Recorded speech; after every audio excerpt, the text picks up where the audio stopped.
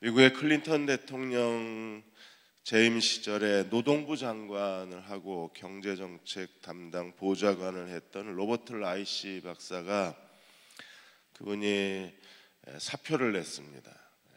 노동부 장관 자리에서 사표를 내서 미국 사회에 큰 충격을 주었어요.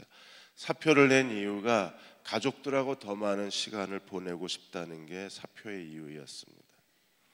뛰어난 경제학자입니다. 부의 노예 그리고 성공의 미래 이런 책들을 통해서 시대의 그 사람들의 가치관에 큰 도전을 주셨던 분이셨습니다.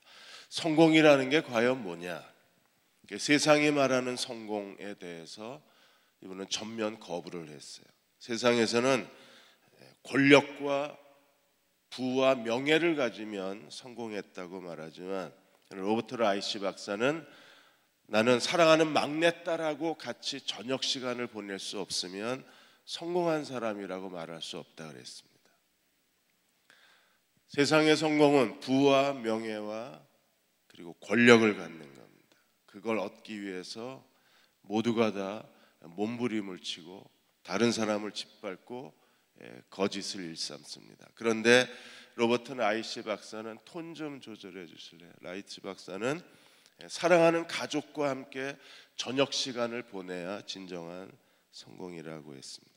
그래서 케인즈의 이론을 정면으로 부정을 했어요. 케인즈는 부자가 되면 노동 시간이 줄고 그래서 삶이 더 여유로워지고 가족은 더 행복해진다는 게 케인즈 이론입니다. 그런데 오히려 우리가 부자가 되고 또 사회적 지위가 높아져 가면 노동 시간이 줄고 가족하고 더 많은 시간을 보내는 게 아니라 노동 시간은 더 많아지고 가족은 희생을 당하는 게 지금 사회 구조예요. 우리가 말하는 경제 구조는 일을 하면 할수록 더 많은 노동을 우리에게 요구하고 있기 때문에 인간다운 삶을 살기가 어렵다는 겁니다. 그래서 이분이 사표를 던진 것은 지금의 성공에 대한 가치관에 대한 하나의 반란이고 자기는 인간답게 살고 싶다는 선택이라고 했습니다. 성공하는 삶은 어떻게 사는 걸까요? 오늘 시편 1편이 성공에 대해서, 인간의 진정한 성공에 대해서 우리에게 가르쳐주고 있어요. 시편 150편 전체가 1편과 2편이 그 서론의 문을 엽니다. 1편과 2편이 시편의 문을 열고 들어가는 거대한 시편의 대문과도 같습니다. 그리고 시편에서 우리에게 무엇을 가르치고자 하시는가? 시편의 서론을 우리에게 설명하고 있다고 했습니다. 1편은 의인의 삶, 의인과 악인의 삶에 대해서 우리에게 대조해 주었어요. 그러니까 하나님 앞에 의로운 삶은 어떻게 사는 것인가? 1편의 메시지입니다. 2편의 메시지는 2편은 제왕적시라고 그래서 하나님의 통치 아래서 인간의 왕들의 역사가 어떻게 전개되어 가고 세상 역사 속에서 하나님의 구속사가 어떻게 성취되는가, 하나님의 구속사적인 시대적 통찰력을 2장에서 주었어요. 1장은 의로운 삶에 대한 방향을 보여주고 2장은 하나님의 놀라운 구속의 역사를 우리에게 보여주었습니다. 1장에서 두 종류의 길이 있습니다. 의인의 길이 있고 악인의 길이 있습니다. 당연히 어느 길을 걸어가야 되나요? 의인의 길입니다. 유치원 다니는 애한테 물어봐도 넌 어느 길을 갈래? 악인의 길을 가겠다고 대답하는 애는 없을 거예요. 부모한테 맞아서 기분 나빠서 반항하는 애를 제외하고는 다 의로운 길을 선택을 할 것입니다. 우리도 다 의로운 길을 선택하고 싶습니다. 의인의 길은 어떤 길인가에 대해서 오늘 1편에서 설명하고 있는데, 의인의 길과 악인의 길의 가장 중요한 목표, 시작점과 목표가 뭐냐면 하나님의 복입니다. 하나님의 복을 얘기하면 되게 불편한 시대에 우리가 살아요. 왜냐하면 기복주의 신앙에 대한 비판, 기복주의 신앙에 대한 그 사람들의 그 어떤 내면의 탐욕, 그리고 기복주의에 대한 왜곡된 현상 때문에 사람들이 이제 교회에서 복을 얘기하는 게 되게 부담스러워졌어요. 그러나 하나님이 우리에게 주시는 가장 최고의 은혜는 하나님의 복입니다. 그래서 기복주의는 우리가 경계해야 되지만, 그러나 복의 신앙은 반드시 우리가 추구해야 할 신앙의 핵심입니다. 하나님을 섬기는 목적이 어디 있어요? 하나님께 복을 받기 위해서 있는 겁니다. 기복주의는 인간의 얄팍한 어떤 마케팅 같은 거예요. 우리가 하나님께 복을 얻기 위해서 사람이 만들어 놓은 여러 가지 어떤 노력을 하고 사람이 만들어 놓은 규례를 지켜 행하면 우리가 복을 받는다. 그래서 하나님과 거래하는 신앙이 아니라 우리는요, 하나님을 사랑하고 하나님께 진실하고 그리고 하나님께 순종함으로 우리에게 복을 주시는 하나님을 예배하고 섬기는 거예요. 하나님 아브라함의 언약도 똑같습니다. 하나님이 아브라함에게 창세기 12장 2절과 3절에서 아브라함의 언약의 핵심이 뭐예요? 복이에요. 복. 하나님의 복. 하나님은 복을 주시기 위해서 우리를 구원하신 하나님이십니다. 에베소 1장 3절에서 14절까지도 하나님이 삼위일체 하나님의 구원에서 가장 중요한 게 무엇입니까? 하나님이 우리를 하늘에 속한 모든 신령한 복으로 복 주시기 위해서 우리를 선택하셨다는 거예요.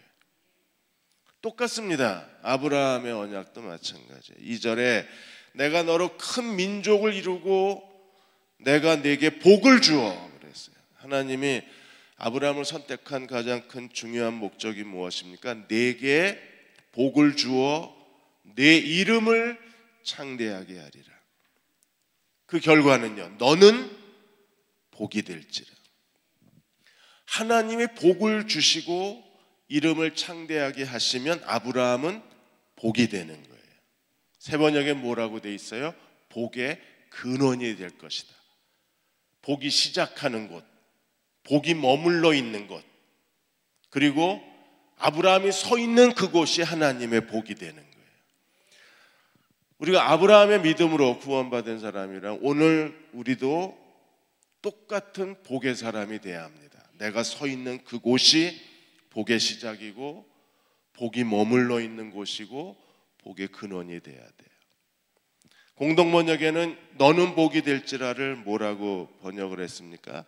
다른 사람에게 복을 끼쳐주는 사람이 될 것이다, 이렇게 번역을 했어요. 아브라함은 주변 민족에게 복을 끼쳐주는 사람으로 하나님이 부르심을 받았습니다. 그래서 복을 주어 복이 됐어요.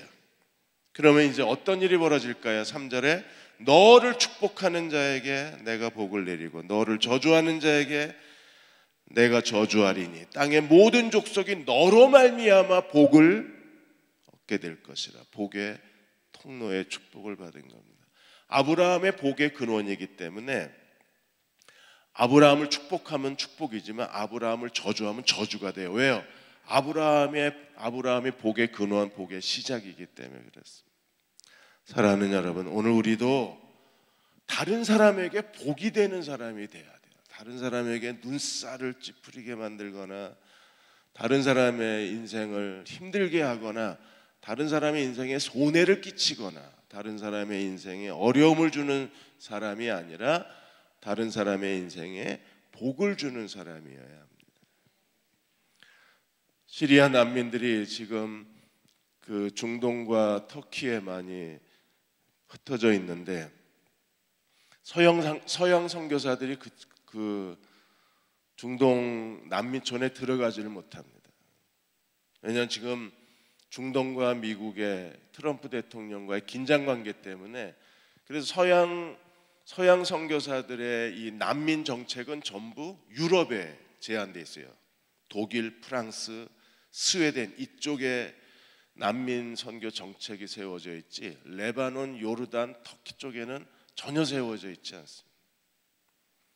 그런데 한국 선교사들이 그들 속에 들어가서 한국 선교사들이 이 시리아 난민에게 정말 복이 됐어요. 한국 선교사를 만난 것이 우리에게 얼마나 큰 복인지 모른다. 그런 간증, 그런 고백들이요, 가는 곳마다 들려져 와요. 어디를 가든지 우리는 다른 사람들에게 복을 끼치는 사람이 되어져야만 합니다. 어떻게 살아야 될까요? 1절 크게 시편 1편을 둘로 나누어서 1절에서 3절까지가 한 문단, 4절에서 6절까지가 한 문단입니다. 1절에서 3절까지 의인의 길은 어떤 길인가? 먼저 1장 1절에 보시면 하늘에 복된 사람은 세상의 이 세 가지 사람으로부터 완전히 분리된 삶을 살아야 돼요. 세상에 있는 사람들, 하나님 없는 사람들을 크게 세 부류의 사람으로 나누었어요. 1장 1절에 복 있는 사람은 악인들의 꾀를 따르지 아니하며 죄인들의 길에 서지 아니하며 오만한 자의 자리에 앉지 아니하고. 그러니까 세상에 있는 세 종류의 사람들은요, 흑인, 백인, 황인종, 세 인종이 있는 게 아니라 세상에 있는 세 부류의 사람은 악인, 죄인, 오만한 자, 이 세 부류의 사람으로 분류를 했습니다. 악인들은 어떤 사람들입니까? 악인들은 그들은 하나님의 언약에 참여하지 못한 사람들입니다. 불신자들입니다. 하나님을 의도적으로 부인하고 경건치 못하게 사는 사람들입니다. 오늘 시편 기자는 그 악인들의 꾀를 따르지 말라고 우리에게 요청하고 있어요. 꾀라는 것은요, 인생에 대한 조언입니다. 인생에 대한 상담입니다. 인생은 이렇게 살라고 방향을 제시해 주는 거예요. 악인들의 꾀, 세상적 가치관, 세상 사람들이 알고 있는 그런 삶의 법칙들, 그걸 따르지 않는 사람이 하늘에 복된 사람들입니다. 지금까지 세상 법칙은 어떻게 작동이 되어 왔어요? 어떻게 하든지 좋은 대학 가서, 명문대, SKY, 스카이에 들어가서, 그래서 좋은 직장에 들어가서 많은 돈을 벌고 그래서 행복한 사람이 된다. 이게 지금까지 한국의 젊은이들의 삶을 이끌어왔던 강력한 악인들의 꾀였어요. 인생의 가치관이었어요. 그들이 살아가는 삶의 세계관이었어요. 근데 이게 지금 깨져버렸습니다. 더 이상 이 공식이 작동되지가 않는 거예요.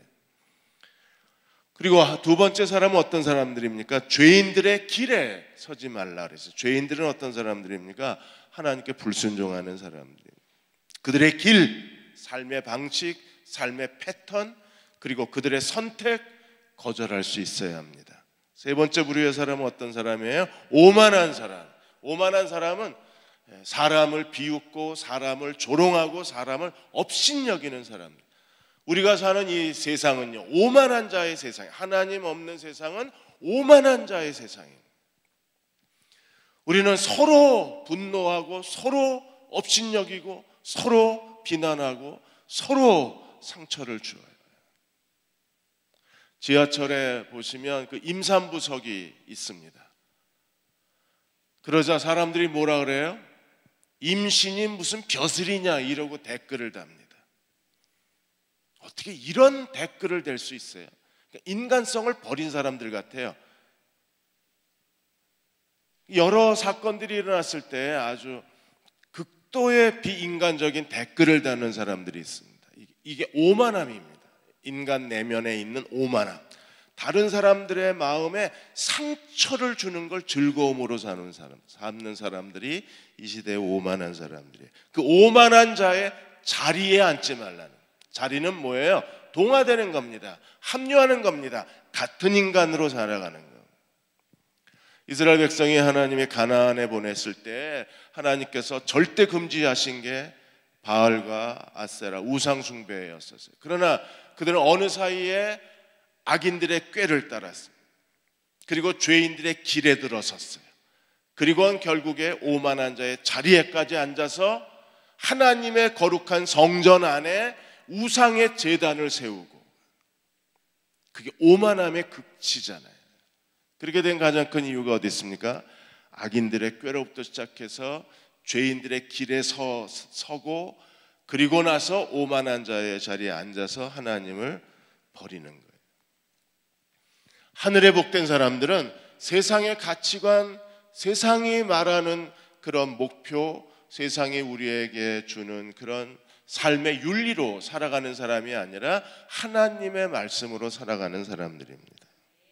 오쇼 라즈니시 그분이 글을 많이 쓰셨는데, 이 오쇼 라즈니시가 그 행복론에서 한 법조인의 이야기를 들려주었어요. 이 사람은 법조계에서 큰 성공을 거두어온 사람이었습니다. 그가 은퇴했을 때 많은 사람들, 사회에 저명한 사람들을 불러 모으고 은퇴 기념 파티를 열었습니다.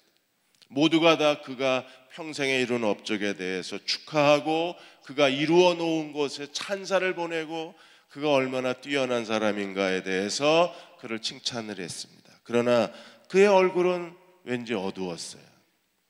어느 한 지혜로운 사람이 그 법조인을 조용한 방으로 데려가서 무슨 일이 있느냐고 질문을 했습니다. 그러자 그가 이렇게 대답했습니다. 세상 기준으로 볼 때 나는 성공한 사람이죠. 그건 내 인생이 아니었다는 거예요. 부모의 인생을 산 거예요. 세상의 기준에 따라서 자기는 꼭두각시처럼, 세상 가치관에 꼭두각시처럼 살았지 내 인생이 아니었다. 당신은 뭘 하고 싶었는가? 연극 배우가 하고 싶었다. 평생에 연극 배우의 꿈을 가졌지만 그는 연극 배우에 대한 사회적 인식이 낮고 연극 배우의 길을 걸어가는 사람은 무시를 당하고, 그리고 부모도 이 세상도 연극 배우에 대한 가치를 부여하지 않았기 때문에 그는 세상 기준을 따라서 열심히 살고 성공한 사람이 되었지만 그러나 내 인생은 없었다라고 말합니다. 세상은 우리에게 끊임없이 뭔가 가치관을 줘요. 물과 우유에 대한 그 이야기도 오쇼 라즈니시가 얘기를 했습니다. 사람들이 우유가 좋다고 계속 어려서부터 그걸 듣고 자라면 결국에 물과 우유를 선택할 때 우유를 선택하는 사람으로 산다는 거예요. 그게 악인들의 꾀, 죄인의 길, 오만한 자의 자리를 만들어내는 거예요. 그러니까 세상 가치관의 종노릇하고 세상 가치관을 따라 사는 가면 쓴 인간을 만들어내는 게 세상이라는 거예요. 하나님 없는 사람들의 삶이라는 것. 우리는 어떤 삶을 살아야 되나요? 하나님이 원하시는 삶을 살아야 하고, 그리고 하나님이 기뻐하시는 삶을 살아야 합니다. 하나님이 기뻐하시는 삶은 내가 최고로 만족하는 삶을 하나님이 우리에게 주시는 거예요. 그래서 1장 2절에 그 사람은 어떤 사람입니까? 율법을 즐거워하는 사람입니다. 그래서 오직 여호와의 율법을 즐거워하여 그 율법을 주야로 묵상하는 사람이로다. 하나님 나라에서 성공한 사람들은 단 하나, 너무나 쉽고 너무나 간단해서 아무도 이게 하나님 나라의 성공 방정식이라고 인식하지 못하는 사이에 우리가 놓치고 사는 가장 중요한 삶의 원리가 무엇입니까? 하나님 말씀에 자기의 모든 걸 바친 사람이 돼야 합니다. 그래서 2절에 여호와의 율법을 즐거워하고, 이게 제일 중요합니다. 우리가 왜 하나님 말씀의 사람으로 살지 못해요? 우리 마음에 여호와의 율법을 즐거워하고 즐거운 마음이 없어요. 그러니까 하나님 말씀을 즐거워하지 않으니까 어떻게 하든 읽으려고 그러고 어떻게 하든 말씀 앞에 무릎 꿇으려고 하고 어떻게 하든 말씀 안으로 들어가려고 하진 않습니다. 그런 게임 중독에 빠진 애들 보십시오. 틈만 나면 사라져버립니다. 어디 갔나 그러면 아무도 없는 그 깜깜한 방에 들어가서 띡띡띡띡띡 이러고 앉았습니다. 요즘엔 비행기 안에서도 대부분 사람들이 잠을 자는 게 아니라 젊은 남자들, 여자, 남자 다 보면 다 게임하고 앉았습니다. 비행 내내 세상에 이보다 행복한 시간이 없는 거예요. 누가 방해를 합니까? 때 맞춰서 밥 주지, 때 맞춰서 주스하고 물 갖다 주지, 그리고 공기는 쾌적하고 조명은 어둡고 세상에 이런 천국이 없는 거예요. 죄에 앉아서 띠띠띠띠띠띠띠. 왜 그래요? 그게 즐거우니까. 세상 가장 즐겁답니다. 이 어떤 것도 자기를 그렇게 행복하게 만들어주는 게 없대요. 근데 게임이 자기를 그렇게 행복하게 만들어준다. 우리 하나님 말씀이 우리를 그렇게 행복하게 만들어주나요? 하나님 말씀을 즐거워하는 사람, 그리고 또 하나 즐거워할 뿐 아니라 어떤 사람이어야 합니까? 하나님 말씀을 주야로 묵상하는 사람이어야 합니다. 묵상한다는 것은요, 작은 소리로 읽는 거예요. 중얼중얼 하고 읽는 겁니다. 여기 대전 침신의 WMTC의 주바나바 선교사하고 이금주 선교사님이 같은 비행기를 탔는데 다들 자고 다 이렇게 그 이어폰 끼고 헤드셋 끼고 다 게임하고 있는데 어디서 뭐 사랑하는 자들아 뭐 이래요. 그래서 누가 그러나 보니까 주바나바 선교사. 그 조용한 비행기 안에서 소리를 내서 성경을 읽는데 그만해. 그래도 너희는 뭐 여호와께 뭐 이러고. 그분은 완전히 이게 몸에 배었어요. 한번 읽기를 시작하면요 주변이 안 보인대요. 즐거워할 뿐 아니라 하나님 말씀을 묵상하는 사람입니다. 저희가 조혜련 집사님 모시고 온 가장 큰 이유는 카톡방을 만들어서 하루에 성경 5장씩 녹음하는 운동이 일어나기를 기대하고 조혜련 집사님을 초대했습니다. 그리고 지금 그 모임을 저희가 준비하고 있습니다. 매일 하루에 5장씩 성경을 읽는 사람들, 어떤 사람들입니까? 하나님 말씀을 즐거워하지 않으면 절대로 그 일을 해낼 수가 없습니다.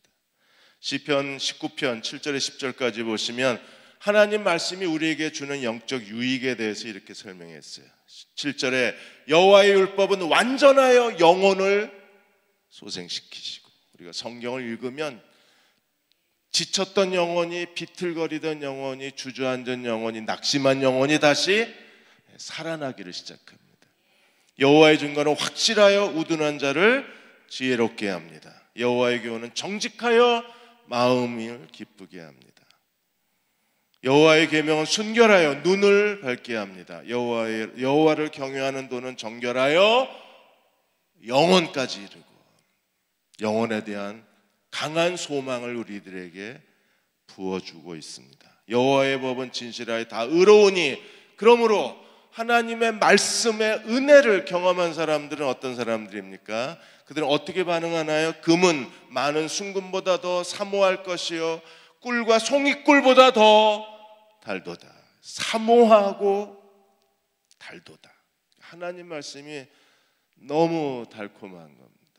그 말씀의 은혜를 경험한 사람들이 오늘도 하나님 말씀을 더 사모하고 매일 겸손하게 그 말씀 앞에 무릎 꿇는 사람들입니다. 그들이 하늘의 복을 받은 사람들입니다. 하나님은 그들을 어떻게 하실까요? 3절에 그는 시냇가에 심은 나무가, 시냇가에 심은 나무의 비유를 통해서 율법의 사람들이 어떤 하늘의 복을 받는가를 우리에게 설명해 주었어요. 시냇가에 심은 나무가 철을 따라 열매를 맺습니다. 여러분, 나무가 시냇가에 심겼다는 것은요 가장 이상적 환경을 가진 거예요. 최적의 환경을 가진 겁니다. 이보다 더 좋을 수는 없는 거예요. 그게 하나님이 하나님의 말씀을 주야로 묵상하는 자에게 주시는 성공 법칙, 하늘의 성공 법칙이 뭐예요? 그의 인생에 가장 최적의 환경을 하나님이 준비하셔서 하나님이 그의 삶을 성취해 내신다는 거예요. 그러니까 요셉이, 하나님이 요셉의 인생에 고난 같았지만 그러나 하나님이 언제나 시냇가에 심은 나무였어요. 형들이 요셉을 갖다 팔았는데 어디에 갖다 팔았습니까? 애굽. 요셉은 하나님이 그에게 주신 사명이 무엇이었어요? 애굽에서 거기서 물을 빨아들여서 그 애굽의 열매를 맺어야 될 사람이 요셉이었어요. 그러니까 하나님이 애굽에 뿌리를 내리게 하신 거예요. 시냇가에 심은 나무처럼 애굽에 심은 나무가 되게. 바로 앞에 서야 하니까, 그래서 하나님이 보디발 장군의 유혹 때문에 감옥에 다시 심겨졌는데, 감옥에서 누구를 만나요? 술 맡은 관원장을 만납니다. 그리고 열매를 거둡니다. 바로의 꿈을 해석해 주므로 하나님께서 철을 따라 하나님의 때가 됐을 때 하나님의 예언이 성취가 되고, 하나님의 시간이 됐을 때 하나님의 부르심이 성취되고, 그래서 요셉은요 시냇가에 심은 나무와 같은 이미지를 갖고 있는 거예요. 저희가 이번에 난민 그 포럼을 터키에서 한 중요한 이유가 있습니다. 지금 시리아 난민이, 전 세계에 흩어진 난민이 한 610만 명 정도가 주변 국가에 흩어져요. 레바논에 한 150만, 요르단에 100만, 그리고 터키에 한 450만, 이렇게 아프가니스탄이 한 260만 난민이 생겼고, 시리아가 한 650만 난민이 생겼는데, 이 주변 국가에 다 흩어져 있고, 어떤 사람들은 배를 타고 이제 유럽으로 건너가서 독일에 한 140만이 있고, 프랑스에 한 40만의 아프가니스탄, 시리아 난민들이 있습니다. 그리고 북부 아프리카에서 건너간 난민들이 있습니다. 근데 지금 문제가 터키에 450만의 가장 많은 난민이 거기에 모여 있는데 난민 선교가 제대로 진행이 안 되고 있는 거예요. 그래서 이번에 의도적으로 터키에서 이 난민 선교 포럼을 열고 터키 사역자들을 다 초대를 한 겁니다. 터키에서 이 난민 하지 못하는 두 가지 이유가 있어요. 하나는 터키 정부가 난민 캠프에 접근하는 걸 금지시켰습니다. 선교사든 목사든 난민에 기웃거리지 못하게 법으로 금지해놨어요. 그러니까 터키에 있는 교회 목사들이나 터키에 있는 선교사들이 이 법으로 금지가 돼 있으니까 다가서질 못하는 겁니다. 두 번째는 여기에 시리아 이쪽에 있는 사람들은 전부 아랍어를 쓰는데 터키는 아랍어하는 사역자가 없어요. 그러니까 언어가 되지 않으니까 갈 방법이 없는 거예요. 근데 이번에 난민 선교 포럼을 열고 우리가 강력하게 거기 선교 운동가들이 도전을 했을 때, 이번 8월에 중동 이 터키에 있는 한인 사역자 연합회가 이번에 난민을 주제로 해서 대회를 열겠다고 결정을 했어요. 지난 11월에 중동 한인 선교사 협의회가 열려서 난민에 대한 그 사역을 의논하고, 이번엔 2월에 난민 포럼이 열리고, 이제 8월에 그 중동에 있는 한인 사역자들이 결단하고, 그들이 그 난민 450만 터키에 있는 난민들에게 복음을 전할 수만 있다면 하나님은 정말 놀라운 일을 이루어내실 거예요. 그러면 터키 땅에 있는 난민들이 시냇가에 심은 나무가 될 수 있어요. 그들을 시냇가에 심은 나무로 만드는 건 한국 목사, 한국 선교사들입니다. 그 열정, 그 뜨거운 사랑, 그 기도, 그 헌신을 가지고 들어가면 하나님이 놀라운 일을 이루어내실 겁니다. 퓨 리서치에 의하면 지금 이슬람 숫자가 16억입니다. 2030년이 되면 23억이 됩니다. 지금까지 이슬람에게, 그 아랍 사람들에게 복음을 전했지만 제대로 열매를 맺지 못했습니다. 그런데 난민 사태가 일어나면서 이슬람 문이 열렸어요. 그래서 이 난민 기독교, 그 중동 기독교 전문가 중에 한 학자는 말하기를, 난민은 유럽 교회에 주신 뜻밖의 가장 큰 선물이라고 그랬습니다. 이건 정말 선물입니다. 그전에는 몇십 년을 복음을 전해도 반응도 없던 사람들이 이제 난민촌에 버림을 받으면서 복음을 전하면 하루에도 몇 명씩 예수 믿겠다고 손을 들고, 하루에도 몇 명씩 세례와 침례를 받습니다. 지난 2000년 기독교 역사 가운데, 그리고 지난 1600년 이 이슬람 역사 가운데 이런 일이 일어난 적이 없대요. 하나님이 정말 놀라운 일을 해내시고 있는 거예요. 드디어 이슬람 땅에도 무슬림에게도 시냇가에 심은 그들이 나무가 된 거예요. 이때 우리가 복음을 전하고 이때 열매를 거두고 이때 그들이 그리스도께로 돌아올 수 있도록 온 힘을 다 기울여야 합니다. 개인의 인생도 마찬가지예요. 하나님은 율법을 즐거워하고 율법을 묵상하는 자에게 주는 최고의 선물이 무엇입니까? 시냇가에 심겨진 나무와 같이 최적의 환경을 주신다는 거예요. 그러면 저절로 열매를 맺습니다. 왜요? 물이 풍부하니까. 하나님 말씀이 언제나 공급이 되니까. 하나님의 은혜가 항상 차고 넘치니까 때를 따라 열매를 거둘 수밖에 없어요. 나무가 시냇가에 심은 나무가 몸부림을 칩니다. 열매 맺지 않겠다고. 나 열매 맺지 않을 거야. 절대 맺지 않을 거야. 그런데도 때가 되면 열매가 맺어져요. 왜? 나무가 거부해봐야 소용이 없습니다. 열매를 맺어지는 거니까. 살려면 그렇게 살아야 되지 않을까요, 우리가? 그리고 더 큰 은혜가 뭐예요? 절대 잎사귀가 마르는 법이 없다 그러셨어요. 열매가 맺어지고 잎사귀가 마르지 아니하고 그러면 어떻게 된다고요? 3절에 뭐라 그랬습니까? 그가 하는 모든 일이 다 형통하리로다. 이게 하나님의 복입니다. 우리가 창세기 39장 2절에서 5절까지 보시면 요셉이 애굽의 보디발 장군의 노예로 끌려갔을 때 형통했다는 말이 3번이나 나와요. 그래서 39장 2절에 여호와께서 요셉과 함께 하심으로 그가 형통한 자가 되어 함께 하심으로 뭐가 됐어요? 형통한 자가 되어 보디발 장군의 집에 있었습니다. 그래서 3절에 놀라운 일이 벌어났어요. 그 보디발 장군이 여호와께서 그와 함께 하심을 보며 여호와께서 그의 범사에 형통케 하심을 보고 보았더라. 뭘 봐요? 2절에 요셉의 중요한 2가지가 뭐였어요? 하나님이 함께 하셨다, 하나님이 형통케 하셨다. 2절에 요셉의 2 중요한 인생의 특징입니다. 그런데 보디발 장군이, 그의 주인 보디발 장군이 하나님이 요셉에게 준 2가지를 눈으로 목격한 거예요. 첫째가 뭐예요? 여호와께서 함께 하셨다. 2번째가 뭡니까? 여호와께서 형통케 하셨다를 주인이 봤다 그랬어요.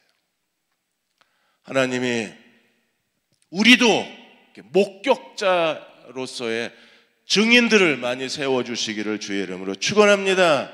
그래서 아파트 주민도 봐야 되고 직장 동료도 봐야 되고 같은 교인들도 봐야 돼요.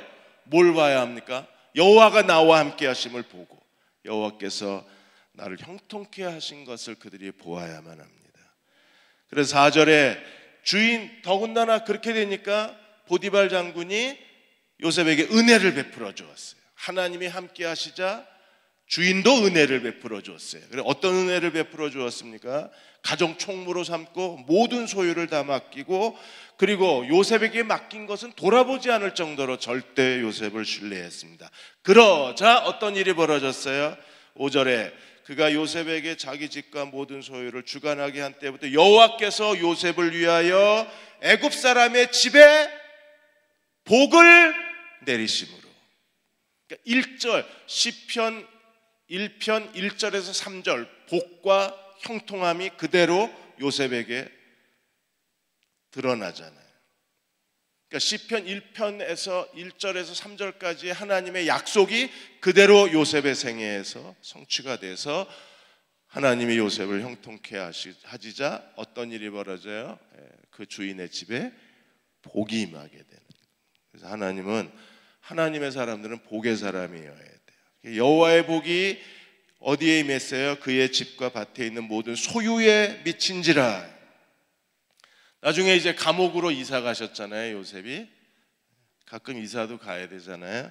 그래서 감옥에 가서 사셨는데 그 감옥에서도 어떤 일이 벌어졌어요? 23절에 간수장이 그의 손에 맡긴 것을 무엇이든지 살펴보지 아니하였으니 이는 여호와께서 요셉과 함께 하셨다.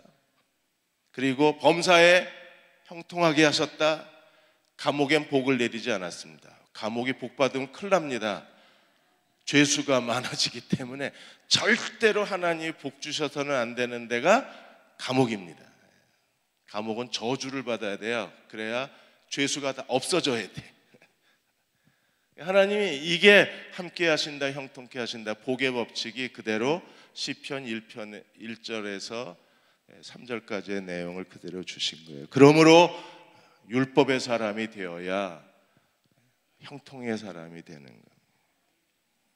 김권능 강도사, 탈북자 김권능 강도사 부부가, 이분이 중국에서 그 탈북하고 난 뒤에 거기서 그 탈북자들을 돕다가 중국에 체포를 당해서 10년 동안 감옥에 있었습니다. 그리고 다시 추록을 해서 2012년도 4월에 한국에 들어와서 이제 총신대학에 편입을 해서 신대원에 다니고 계신데요. 인천에서 한나라 은혜교회 개척을 했습니다.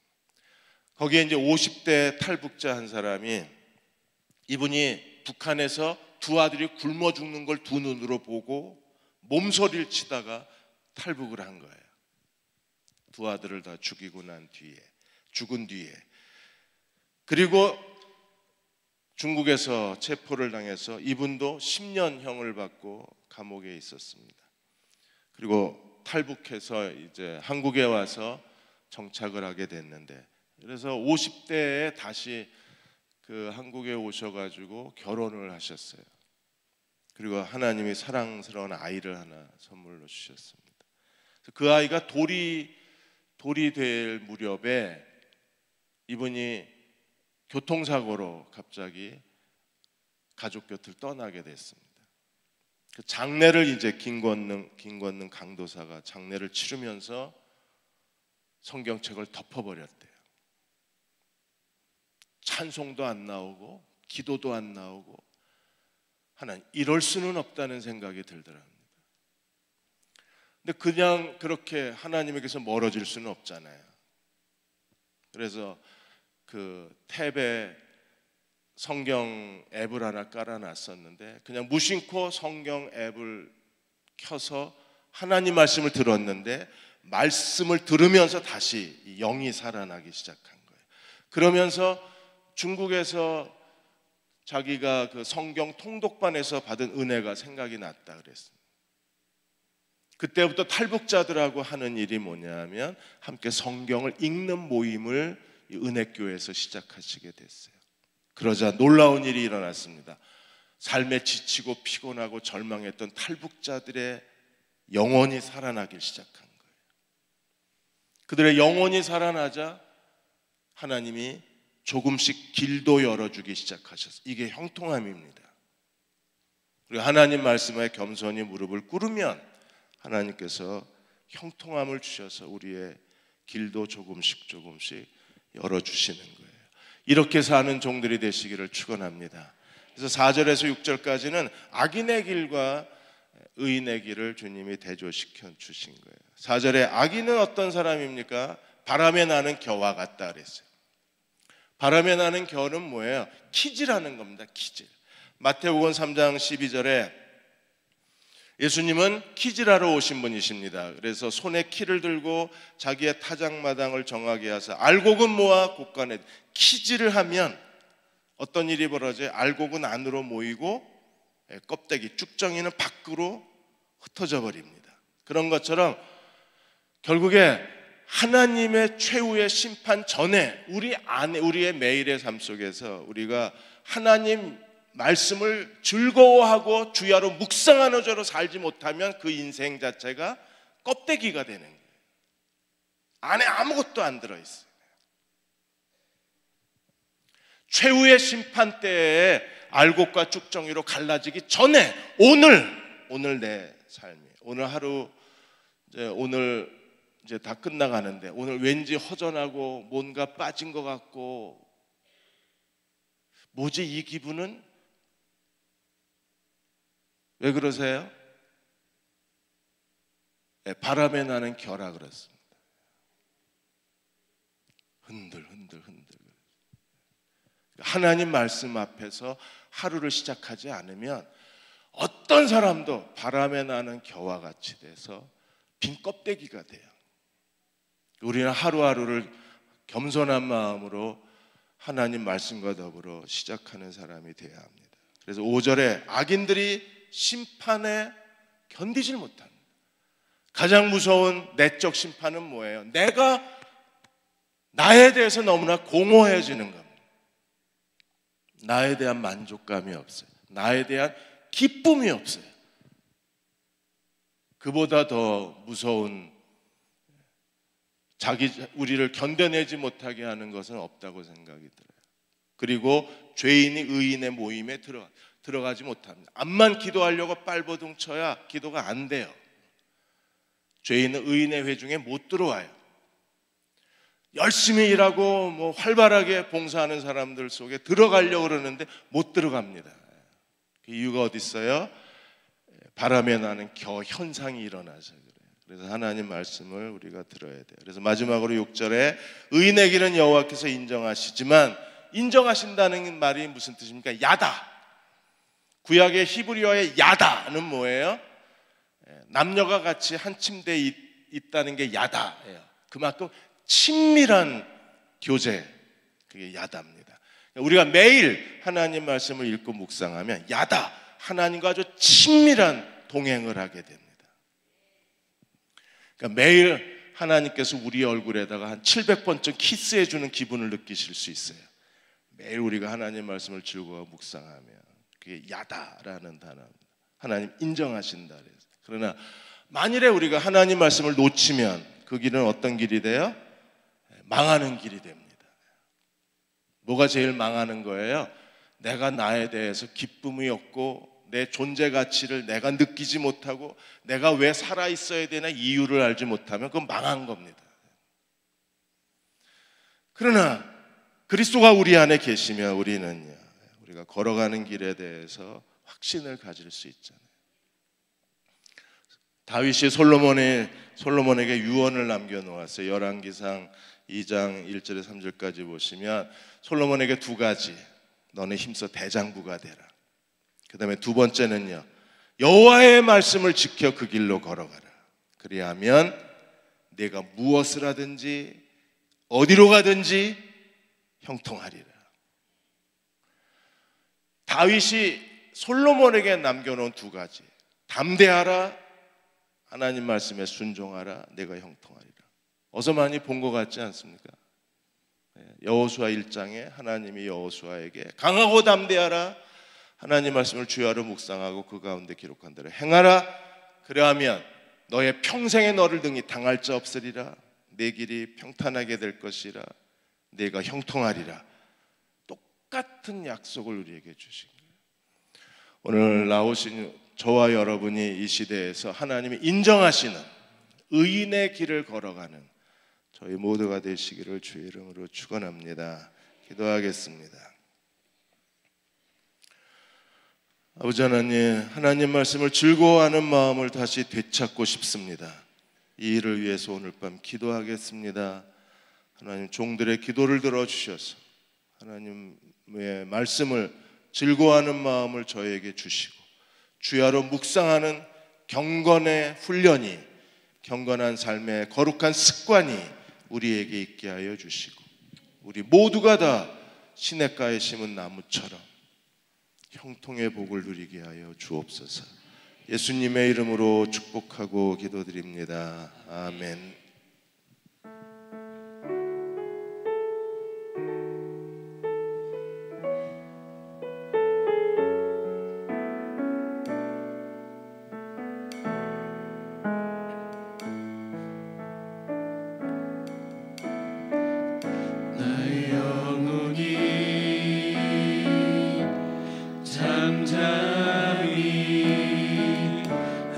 하나님만 바라며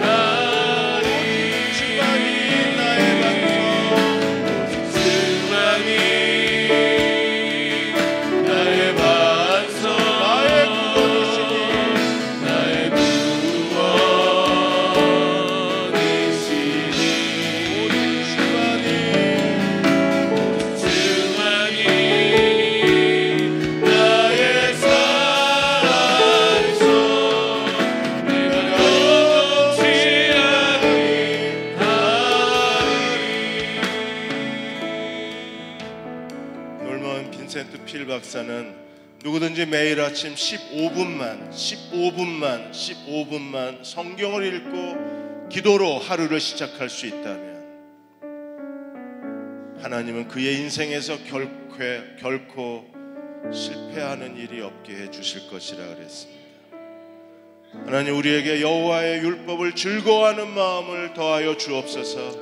하나님의 말씀을 사모하는 마음을 더하여 주셔서 우리가 하나님 말씀을 사모하고 꿀보다 더 달도다 고백하는 저희 모두가 되게 하여 주셔서 하나님 율법을 사모하는 마음이 흘러넘치게 하여 주옵소서.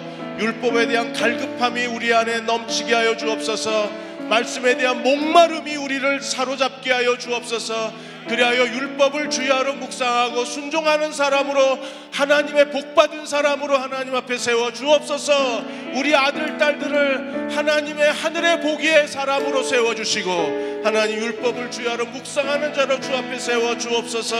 우리 나같이 함께 주의 이름을 부르고 큰 소리로 기도하겠습니다. 주여